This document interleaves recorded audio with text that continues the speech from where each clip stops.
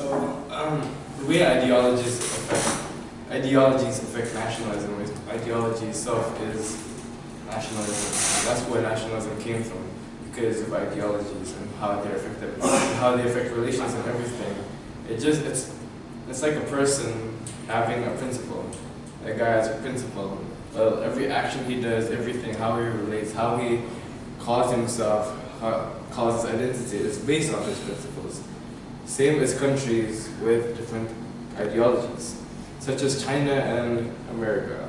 How America is democracy and liberalism, how they show how liberal and free they are upon economic system and political behavior. However, communist China is highly strict and caging their society with a leader that takes control over everything.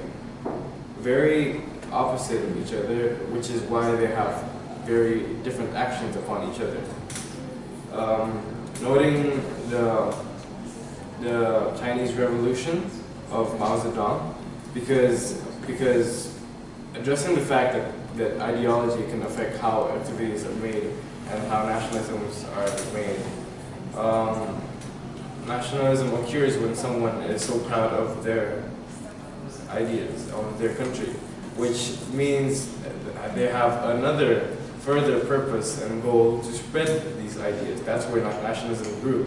So even in communist China, even after the Chinese Revolution, communism does lead to dictatorship depending on how it's executed.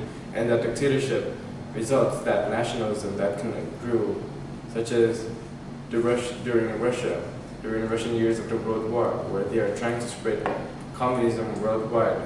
In the Cold War, how everyone is expected, how North Korea right now, communism is very hard on themselves, and they are controlling a lot of things.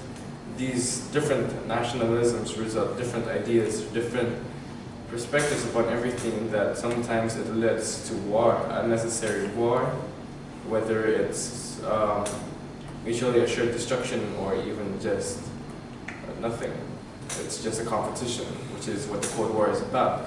However, simply how the ideas are formed shows how a country would do something and how nationalism is further pursued in the future.